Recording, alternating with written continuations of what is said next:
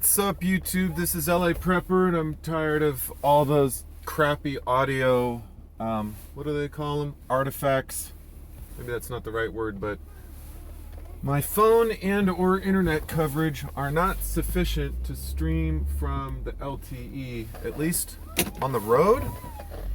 Maybe if I factory reset my phone, I tell you, it's like planned obsolescence. This thing, in the last few months, has just decided to be really crappy no matter what I'm doing. Like, just normal, like Spotify, like playing music, right? That app will freeze. And you might think, well, maybe it's just the Spotify app. No, it's like my whole phone is just taking a shit for no reason. I mean, it's not that new of a phone, and I know kind of the crappy thing about like software apps for phones or apps for computers is that they just kind of, these homeless guys painted the bottom of all these trees white, and I can't quite figure it out, but anyways. So the applications or programs just kind of need more memory, more processing power, more RAM, and it's kind of an insidious creep, right? It just keeps going and going and going. You know, the phone app is 50 megabytes, then it's 100 megabytes, then it's 250 megabytes, then it's 500 megabytes. And before you know it, mark my words, there's going to be phone apps that are a gigabyte. That's going to be like a normal stupid app. It's just going to be a gigabyte for no other reason than they want to fill up your phone and, I don't know, sell you more SD cards or something. But it's a sort of a ironic thing about technology is they think that like bigger programs, more complicated things, like the Google UI is a perfect example of people who can't leave well enough alone. Pretty much anything on Google, any user interface, whether it's YouTube or Google or Gmail or Google Docs or Google Drive, I guess Google Docs turned into Google Drive, but anyways, they cannot resist changing the entire fucking UI. Like YouTube Studio Beta is kind of a good example. Like every year, every other year, they just want to change up everything, and we're making this experience better, and this window's over here, and this menu's over here, and this thing is up your bunghole this way, and this thing is that way, and it's just like, people just want to keep dicking with shit instead of leaving well enough alone. One reason I love Craigslist. Craigslist has looked the same for 15 years. It's not the best website. It doesn't have the best caliber of sellers and buyers necessarily. I know, I used to be one of them. But the bottom line is, it works, and it does what it does extremely well. It is a very, very simple, basically listserv that's visual with people that want to buy and sell crap or services or, whatever. I kind of miss those days when it was only Craigslist, because then everything was on Craigslist, and it made life a lot easier. I tried to sell a dirt bike, a dual sport. You might remember that 1993 DR 350S. I wish I could have got that damn thing running, but I think it just had some design flaws that were just screwing up. Like the decompressor didn't work right, even though it didn't really look worn. There were some things about it that I just think weren't really engineered super well. But anyways, I tried Craigslist and I think OfferUp, and I got a lot more hits. Oh, son of a... I got a lot more hits on OfferUp, but I didn't get any takers. I got, Jesus, I think more real buyers on Craigslist. Now, not to say OfferUp might not work or let go or stuff like that, but more is not always better, right? More is not always better. So just keep that in mind. One thing I really like about Craigslist as far as motorcycles, and nobody seemed to really understand this but me, is that you can put things like clear title, you can put pictures, obviously all the tags and such, the make, the year, the VIN number. Let go, all you can do is search for keywords or OfferUp. They're really not... It is so nice, and I strongly encourage you, when you're searching for motorcycles, has image, bundle duplicates, clear title. Start with those three. It will make your life immeasurably easier. That, and stick to a price range within plus or minus about $1,000, and know that market extremely well. Look at those bikes every single day. You could tell me almost any bike between maybe $1,500 and $2,500, and I'll tell you if it's a good price, if it's a crappy price. Granted, I use Kelley Blue Book. One of my favorite valuations is kind of a roughly 50-50 weighted average of the trade-in value and the retail value. The only problem with Kelley Blue Book is that a lot of people like to think that because they're selling their bike and retail involves sales, that their bike is a retail sale. But retail is excellent condition, like dealership prices, right? Trade-in value is you're a schmuck, give me cash for the bike price. So Craigslist people are really trying to get the trade-in price, they're trying to get the retail price when they really barely deserve, in some cases, the trade-in price. But life was a lot easier when it was just Craigslist, truly. Sometimes more apps is not better, because every app is another password, another user account, another set of emails. Here's our update email, and here's this email, and do you want to unsubscribe from this email, but we'll still send you this email, and fine print that's dozens of pages long that you're never going to read, that emails this, that, the other person. Never ends. So I would rather use one website than 5 apps.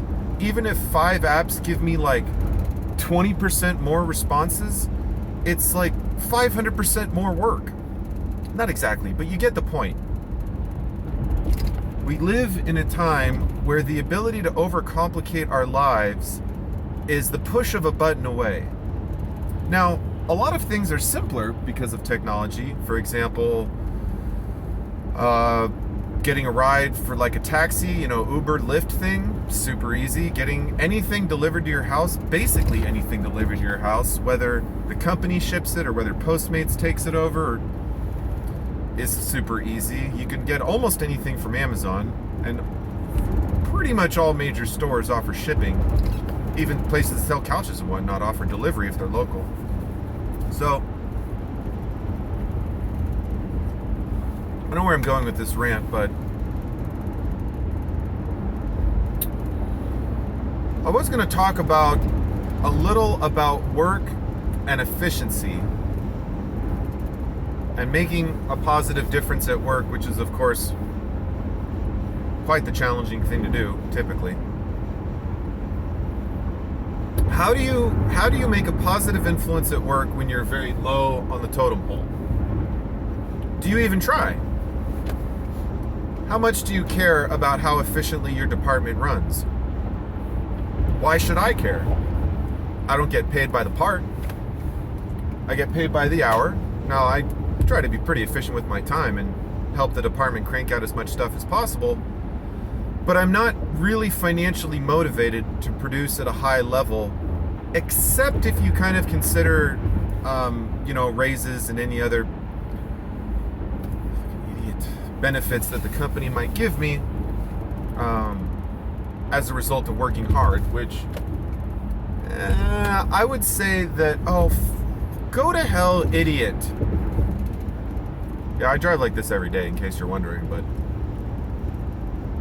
better to swear at my phone than swear at the person in traffic who clearly still cannot change lanes. But yeah, should you care about making your department better? And how do you go about doing it? When I talk to people about manufacturing, I talk a lot about the Japanese because they have their stuff together. Other countries can make things that are high quality, like German, although German engineering can be good when you want it to be, but it can also be a little bit finicky, complicated, which isn't necessarily better, Mercedes-Benz is great if you're a millionaire. Otherwise, don't even think about it. The amount of complicated crap in that car will make you go broke if you ever have to start taking it to the dealer because you're headlight leveling system isn't working, and I use that as an example because my Lexus actually has a headlight leveling system, but it still works, fortunately, because it's Toyota. But yeah, so the Swiss can make stuff that's good, the Germans can make stuff that's good, Italians not so much. Americans have a capacity to make things that are high quality if they are so motivated. China can make things in greater volume than probably any country in the world. India and Mexico, and Taiwan and Singapore, some of these countries that have a lot of experience in factory mass production, we're definitely reaching a parity, right? Because efficiency in production is more about systems than labor. Give me an efficient system and a moderate workforce, and I will probably be able to produce more than a very inefficient system and a highly capable workforce. Because you can only work as efficient as the system is. If I crank 5 parts into the next pipeline a week, but they can only process 4 a week, they're going to start having a backup of 1 part a week, no matter how many parts I feed them, right? Called a logjam.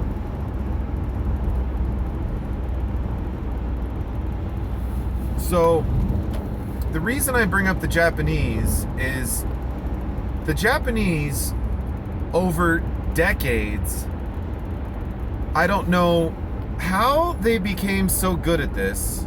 If it's a cultural thing. Oh, fucking Jesus Christ. Just ran over part of a car or something. Part of a garbage can, maybe. Okay, can we all slow down to 5 miles an hour to look at the flashy lights? Wow, flashy lights. That's amazing. Idiots. So the Japanese have figured out how to make things at a high volume and a high quality. Toyota, Honda, Mitsubishi, Nissan. I was gonna say Sony, but Sony's American. Anyways, I'm not really the best person to name off a bunch of Japanese products, but one of the things there's a lot of different manufacturing sciences that go into it, but this idea of Kaizen, Six Sigma, some of the other manufacturing terms, lean manufacturing. The idea is that, oh man, my leg is killing me. The idea is that it's not, you have to kind of take a bigger approach when you're looking at things, but at the same time, you don't want to lose sight of the forest for the trees. So you need to be making sure that your systems are efficient at a lot of different levels, that you're not over-processing stuff, you're not under-processing stuff, things are flowing nicely between departments.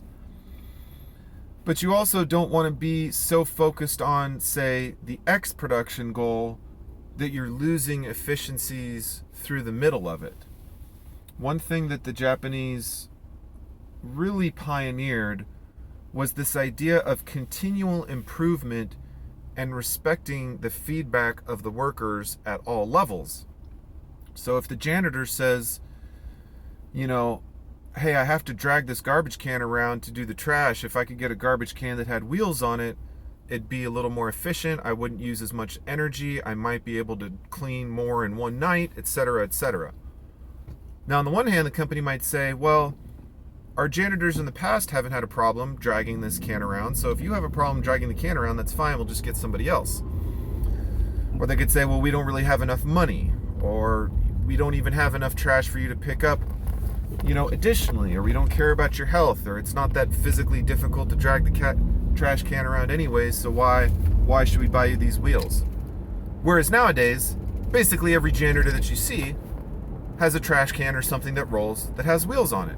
You can take it one step further and say, well, instead of dragging around this trash can, which fills up after, let's say, like a garbage-sized trash can, which fills up every, 20 trash cans, why don't I push around a wheeled larger, it's my buddy in front of me, why don't I push around a larger trash can, like a rolling sort of mini dumper thing that can hold, say, 8 large trash cans worth of trash. Then I can sort of regionally place normal sized trash cans put the 13-gallon ones into the normal ones, move the normal ones into the big one, and then I'm taking less trips to the dumpster with my small trash cans that aren't on wheels because management is cheap. And indeed, at my work, pretty much the majority of the janitorial service goes around with large trash containers that they can make a fairly sizable round and fill up, and then they dump them into the trash. The only unfortunate thing is there's not really an efficient way or a ramp or anything to lift up the trash and dump it into the large dumpster. They have to kind of grab each trash bag and throw it up over their shoulder, which is not the most ergonomic thing. It's not the fastest thing. Our trash isn't usually that heavy, but at any rate, room for improvement. Speaking of trash, I'll end with this short story about dumpsters, which I think you probably will find terribly boring, but I find it interesting because I find efficiency interesting. Call it whatever, but it's just taking the same amount of time and doing more is a fascinating thing to me. And the fact that companies sometimes tend to be so resilient to this type of change confounds me. So the large dumpster at our work gets filled up fairly regularly, and of course the trash company comes and they put it on their truck and they drop off a new one. Now, I don't know if it's because we don't have a lot of space for the dude, or he wants to come in one way versus the other. There's two directions of access to the alley where he grabs it from, and perfectly reasonable that he could go from either side. But he comes with a new one. He puts the new one down in a temporary spot. He picks up the old one.